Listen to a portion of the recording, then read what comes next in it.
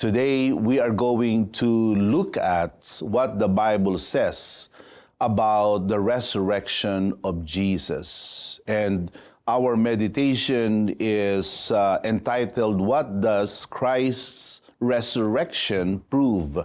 Ano ang pinatutunayan ng pagkabuhay na maguli ng ating Panginoong Jesus? And we are going to read here in the book of 1 Corinthians in chapter 15, beginning in verse 1 to verse 4. Brothers and sisters, I want to remind you of the gospel I preached to you, which you received and on which you have taken your stand. By this gospel you are saved, if you hold firmly to the word I preached to you, otherwise you have believed in vain. For what I received, I pass on to you as of first importance, that Christ died for our sins according to the Scriptures, and that he was buried, and that he was raised on the third day according to the Scriptures.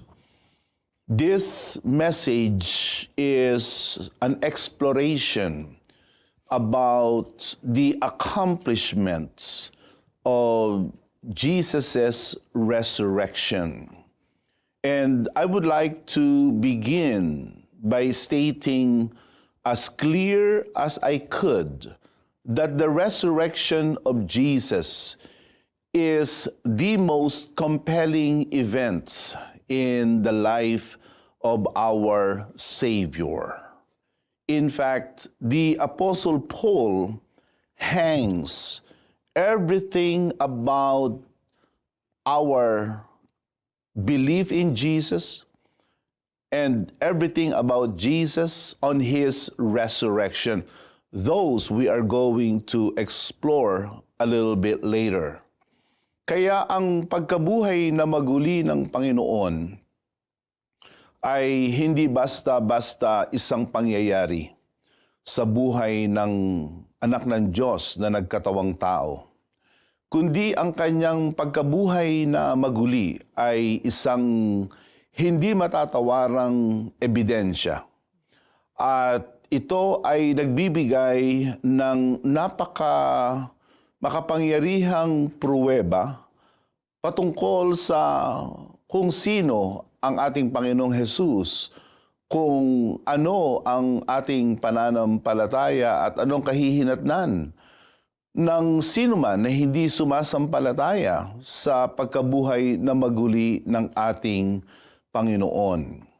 The resurrection of Jesus was not a product of man's fertile imagination. It was not legend. It was not some kind of an urban myth. And it was not a concoction of an artist's mind. But the resurrection of Jesus Christ was actually God's expression of who He is and His power. Sa banal na kasulatan, makikita natin ang malaking bahagi ng ating Diyos sa pagkabuhay na maguli ng ating Panginoon. Here in the book of Acts, when we look at the first preaching of the gospel, which was made and proclaimed by Apostle Peter on the day of Pentecost, he started his presentation of the gospel of Jesus Christ by citing his death and his resurrection. We can read it here in the book of Acts in chapter 2, beginning in verse 23 to 24.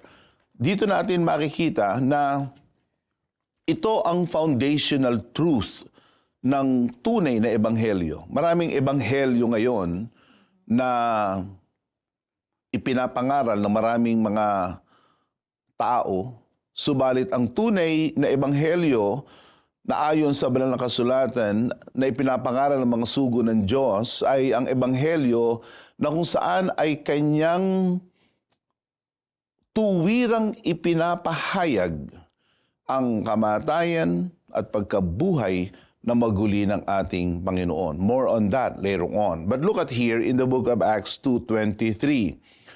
This man was handed over to you by God's deliberate plan and foreknowledge, and you, with the help of wicked men, put him to death by nailing him to the cross. But God raised him from the dead, freeing him from the agony of death, because it was impossible for death to keep hold of him. Makikita ninyo ang foundational role of the death and the resurrection of Jesus Christ in this, whole story of the gospel. Kaya ang pagkabuhay na maguli ng Panginoon ay hindi ito kung ano-ano, hindi ito basta-basta, at sa katunayan, maraming mga nagsisikap na pasubalian ang pagkabuhay na maguli ng ating Panginoon. There are so many outrageous claims and alternative narrative about the death and resurrection of Jesus Christ. However, I submit to you, in the light of the scriptures, that the resurrection of Jesus Christ was factual, it was historically verifiable, and it was forensically investigated. It was thoroughly probed. Hindi ito basta-basta pinaniwalaan. Ito'y inimbestigahan mismo ng mga tao na nabuhay nung panahon na yaon. So much was the compelling power of the resurrection of Jesus Christ that the Apostle Paul said, everything hangs on the resurrection of Jesus Christ. Kung mapatunayan mo na hindi nabuhay, na maguli ang ating Panginoong Jesus, then let's pack our bags and let's go home, and stop whatever this thing we call in Christianity. And so in our faiths, we believe that Jesus Christ died. He did not swoon, hindi siya nawala ng malay, hindi siya hinimatay. Si Jesus ay namatay. Si Jesus ay inilibing at si Jesus ay nabuhay na muli. This is the reason why the resurrection of Jesus Christ is front and center of our Christian faith. And we in the PMCC Fourth Watch, we will always glory and we will always stand upon the work of God in His Son, Jesus Christ. Kaya ang pagkabuhay na maguli ng ating Panginoon is a validation of the legitimacy and the truthfulness of our faith. Kahit ang mga tinatawag na mga tao na walang pananampalataya sa Diyos ay hindi nila mapapasubalian ang pagkabuhay na maguli ng ating Panginoon. So, what then the resurrection of Jesus validates? Ano pinapatunayan nito? Number one, the resurrection of Jesus Christ validated everything about our Savior, everything about Jesus. And there are two things that we can say about Jesus. Number one, His deity. Jesus Christ is God for being the Son of God. That's the true nature of Jesus Christ. He is God for being the Son of God. And the resurrection of Jesus further proves the deity of our Savior. It says there in Romans chapter 1 in verse 4, we read here, and who through the Spirit of holiness was appointed by the Son of God in power by his resurrection from the dead. Jesus Christ, our Lord. The resurrection of Jesus from the dead demonstrated his divinity. He is Lord. Amen. He is not just a Lord, but he is the Lord. And as the very Son of God, death could not hold him down. Hindi siya kayang panatilihin sa ilalim ng lupa.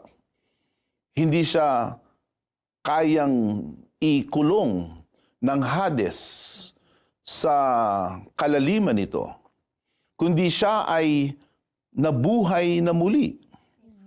At ito ay patunay na siya nga ang ating Panginoon ng mga Panginoon.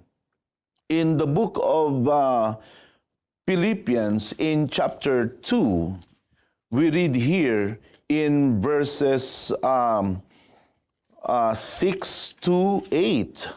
This is what the Word of God says. Who, being very nature God, did not consider equality with God something to be used to his own advantage. Rather, he made himself nothing by taking the very nature of a servant, being made in human likeness, and being found in appearance as a man, he humbled himself by becoming obedient to death, even death on a cross. God exalted him to the highest place, gave him the name that is above every name, that at the name of Jesus every knee should bow in heaven and on earth and under the earth, and every tongue acknowledge Jesus Christ is Lord, to the glory of God the Father. There you have it.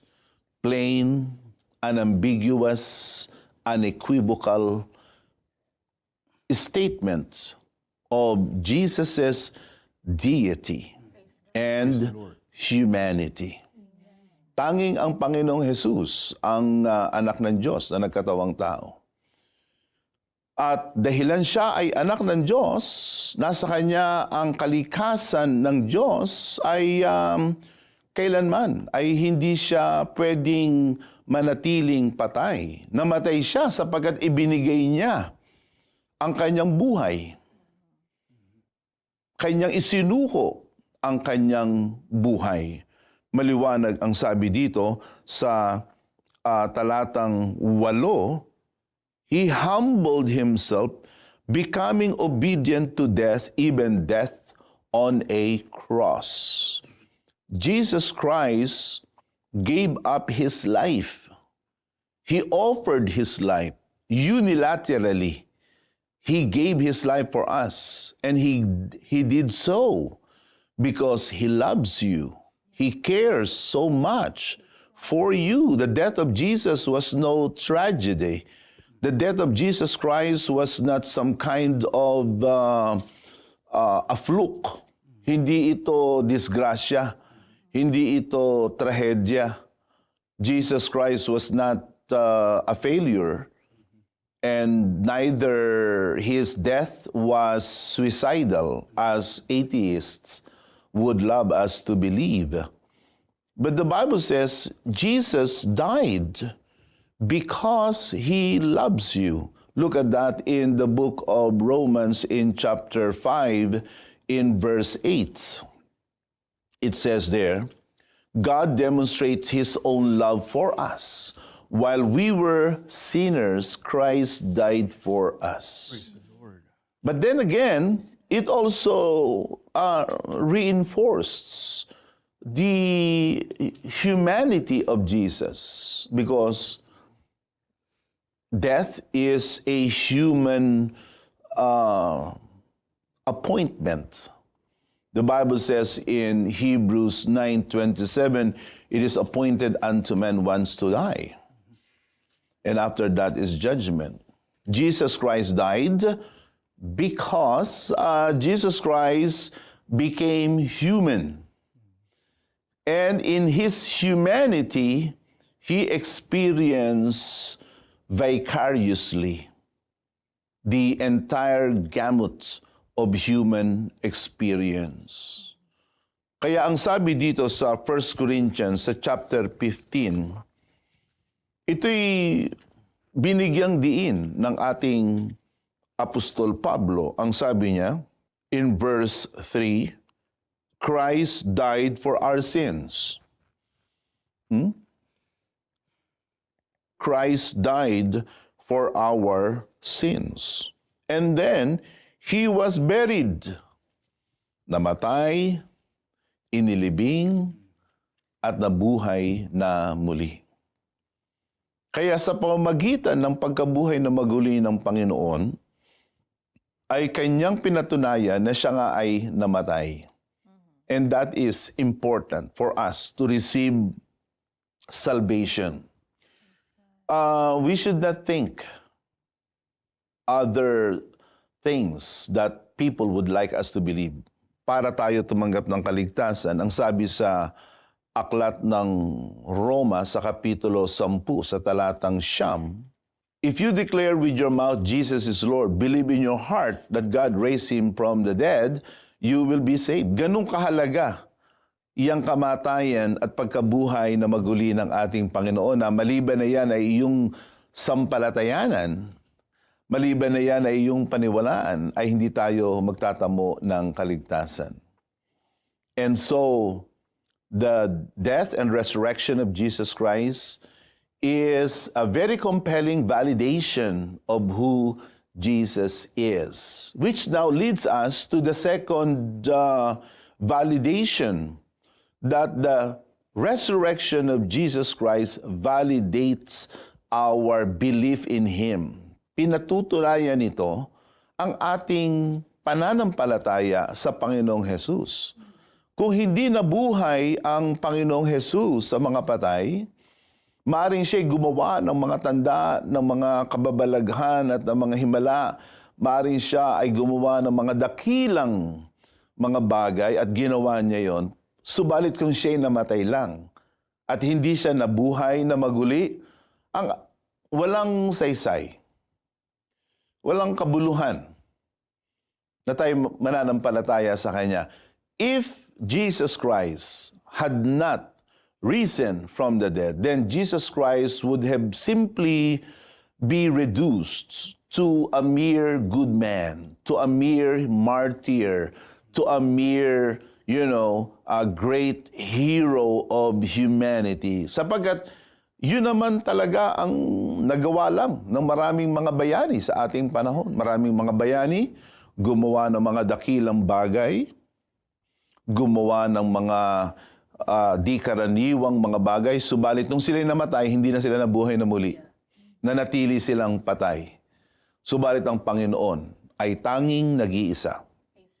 Siya'y namatay, siya'y nabuhay na muli, at dahilan dito, tayo ay mayroong buong kapanatagan na makapanampalataya sa Kanya. Ngayon, pwede natin at dapat nating tayuan, sampalatayanan ang lahat ng Kanyang turo, lahat ng Kanyang aral na ngayon ay tinuturo sa atin ng mga tunay na sugo ng Diyos.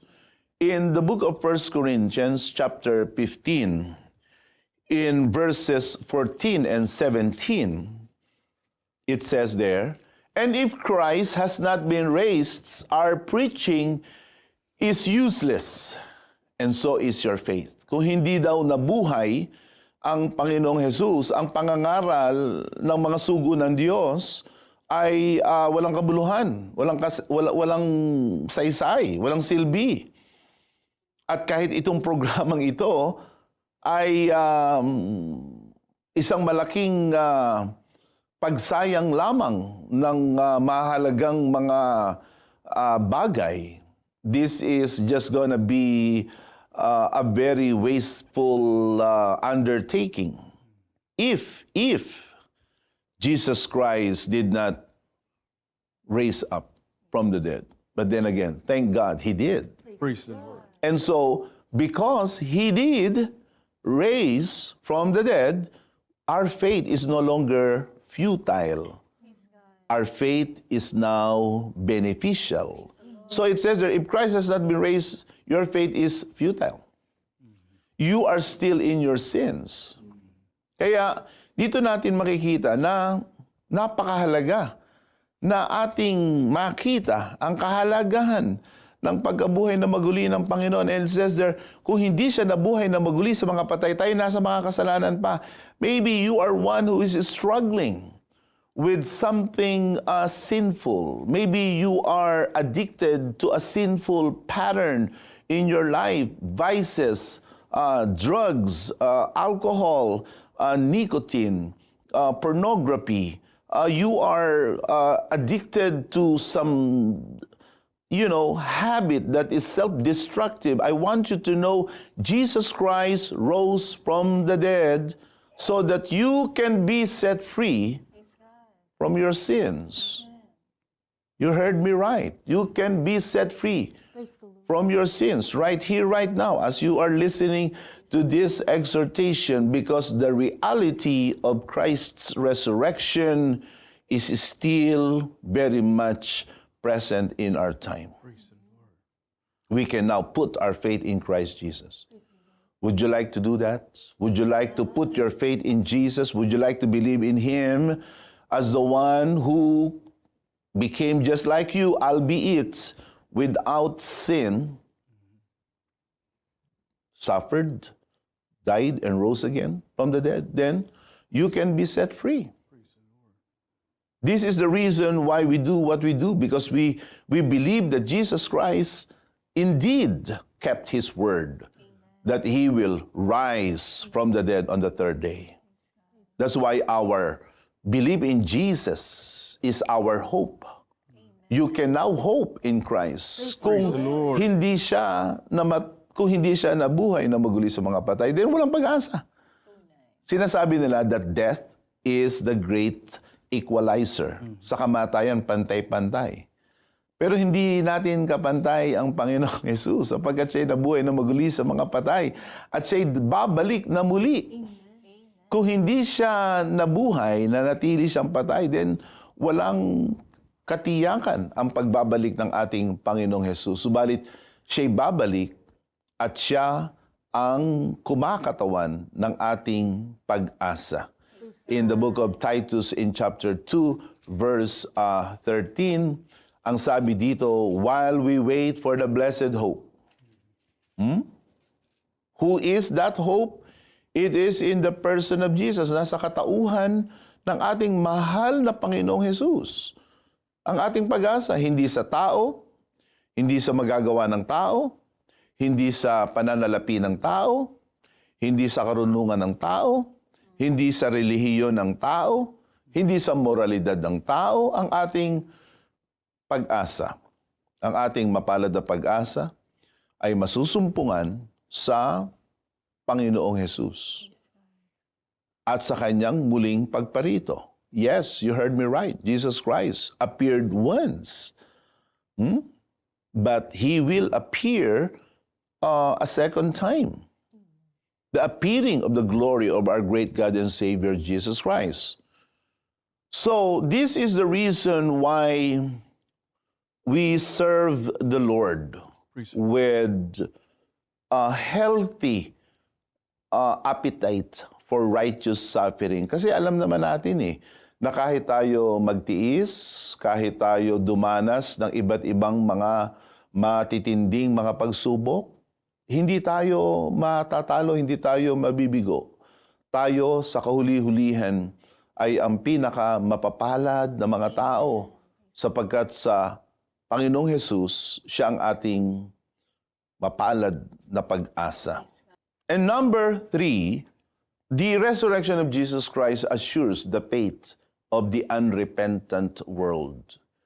Dito natin makikita na ang pagkabuhay na maguli ng Panginoon ay isang masayang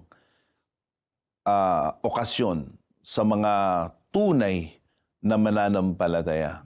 Subalit sa sino man at sa kabuuan ng mundo na hindi nagsisisi, ang pagkabuhay na maguli ng Panginoon ay isang patunay na ang kasalanan ng tao ay parurusahan ng ating Panginoon. Again, this is Resurrection Sunday, and many people typically think that the resurrection of Jesus Christ is all about happy, happy, happy, happy, happy. Yes, there is happiness for those who believed in Jesus and those who have clung to Him as their Lord and Savior. There was happiness for the likes of Mary. There was happiness for the likes of Thomas. There was happiness for the likes of Peter and John and the rest of the disciples of Jesus. Yes, but the resurrection of Jesus Christ is also assures na may darating paghuhukom sa mga hindi nagsisisi sa kanilang mga kasalanan. In the book of Acts in 17:31, this is what we read. For He has set a day when He will judge the world with justice by the man He has appointed. Ang Diyos daw ay naglalaan ng araw na kung saan ay Kanyang huhukuman ang mundo ng may katwiran sa pamamagitan ng Kanyang itinalaga. Sino yon? Walang iba kundi ang Panginoong Jesus. The Bible says He has given proof. Remember what we talked about a little while ago, that the resurrection of Jesus Christ is a proof. It is an evidence. He has given proof of this to everyone by raising Him from the dead. Ang Panginoong Jesus ay muling binuhay at sa Kanyang pagkabuhay na maguli ay Kanyang ipapakita na ang mga tao na hindi nagsisisi ay Kanyang huhukuman. The Bible says in the book of Hebrews once again, in chapter 9, in verse 27 and verse 28, just as people are destined to die once and after that to face judgments, Christ was sacrificed once to take away the sins of many, and He will appear a second time not to bear sin, but to bring salvation to those who are waiting for Him. Mayroong kaligtasan na darating sa mga nagpupuyat, naghihintay para sa Kanya. Subalit, pagkatapos ng kamatayan, ang tao ay huhukuman. After a person dies, he will be facing God, and he will face judgments. At kung ang tao ay sa panahong ito ay nagmamatigas ng kanyang puso at patuloy niyang tinatanggihan ang alok ng Panginoon ng pagsisisi at siya'y nabubuhay sa isang panaginip, so many people are living their lives in some kind of an illusion, thinking that they are all right because they have some kind of religion already. There are people who don't see the need for them to repent because they say they are a self-made man. Maayos naman sila. But the Word of God says in the book of Romans, here in Romans, in chapter 2, in verse 5, it says here, because of your stubbornness and your unrepentant heart, you are storing up wrath against yourself for the day of God's wrath, when His righteous judgment will be revealed. Meron palang paghuhukom na mahahayag at ito'y sa araw ng paghuhukom. At sino ang huhukuman? Ang sabi ng talata, sa mga matitigas at sa mga hindi nagsisisi. And I say this with a pain in my heart. And as I could say it carefully, but this is what this program is all about. We serve you the truth. Kaya nga ang tawag dito ay oras ng katotohanan. And at walang sinasabi sa Bible na ang katotohanan ay masakit. Ang sinasabi ng banal na kasulatan, ang katotohanan ay nagpapalaya. The Bible says, because of your stubbornness and unrepentant heart. Are you someone who refuses to repent? Are you someone who keeps on, dismissing this repentance thing? I want you to know what the Word of God says, that if we will continue, patuloy nating pinababayaan ang pagsisisi, nag-iipon tayo ng galit. In verse 6 of the book of Romans, again in chapter 2, it says there, God will repay each person according to what they have done. So there, ladies and gentlemen, at mga minamahal kong mga kababayan at mga kaibigan, iyan ang pinapatunayan ng pagkabuhay na maguli ng ating Panginoon. Ang Panginoong Jesus ay nabuhay na muli upang bigyan ng hindi mapapasubaliang patunay at ebidensya na siya ang anak ng Diyos na nagkatawang tao at siya ay ang Diyos na dapat nating sampalatayanan bilang ating tagapagligtas. Would you like to believe in Jesus as your Savior? Would you like to believe that He was the one who really suffered and died and rose again for your sins? If that's your decision, I would like to invite you to follow this prayer. Shall we pray? Manalangin tayo. Ulitin ninyo ang panalangin na ito. Ama naming Diyos, nagsisisi ako sa lahat ng aking kasalanan. Aking sinasampalatayanan ang iyong bugtong na anak na si Jesus bilang aking tagapagligtas. Aking sinasampalatayanan at pinaniniwalaan na siya lamang ang nagdusa, naghirap at namatay at nabuhay na muli para sa aking kaligtasan. Tinatanggap ko siya sa aking puso. Baguhin mo ngayon ako at ako'y hugasan mong malinis sa pamamagitan ng bautismo. Aking binibigay at sinusuko ang buhay ko sa iyo. Ito ang aking dalangin sa pangalan ni Jesus. Amen. If you have prayed that prayer sincerely in your heart, the Lord has heard you. And we want to know if you have indeed prayed that prayer because we do care for you. Yes, we do care, we do love you. And we want to know how this program, Oras ng Katotohanan, is blessing you. Call us right now. The numbers are on your screen.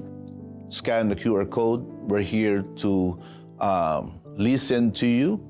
And we have counselors that are ready and able, and they care for you. They can pray for you. If you have any other burdens in your life, tawag lamang po kayo.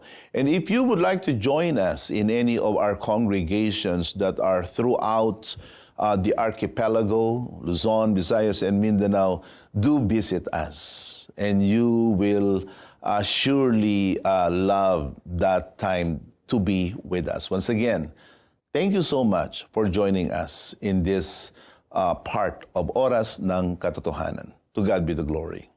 Praise the Lord, Apostle. Thank you so much po sa napakalinaw na pagbabahagi niyo po ng mga katotohanan, ng mga pinatunayan ng muling pagkabuhay ng ating Panginoong Hesukristo.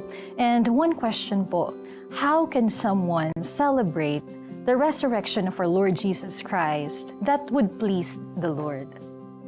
Well, speaking of celebration, the Bible really talks about more of not just mere celebration. I know what you're trying to point out, but what the Word of God is telling us is more of identification. In the book of Philippians, in chapter 3, in verse 10, it says that I want to know Christ and the fellowship of sharing in His sufferings and to know the power of His resurrection. And that's the best celebration we can do when we live our lives in the power of His resurrection. You know, I get it, mahina tayo. You know, we have so many limitations, shortcomings, frailties, whatnot. But then again, God has given us a very, powerful fighting chance. Christ Jesus rose from the dead para tayong mga mahihina ay lumakas. So yun ang ating dapat gawin.